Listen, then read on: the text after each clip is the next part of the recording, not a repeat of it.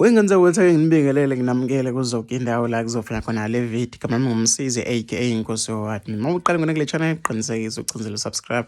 Uzothola zonke izinto esiyiphosta kuyona ke le channel. Mengameli wezwe umnumzane Cyril Ramaphosa usevumelene ne-DA ngombango kwesikhundla obukhona obukwenza ke angakwazi ukumemezela icabinet yakhe ngoba ke i-DA ifuna ke isikhundla zongqongqoshe beminyango ke elawula ukuphathwa kwezwe.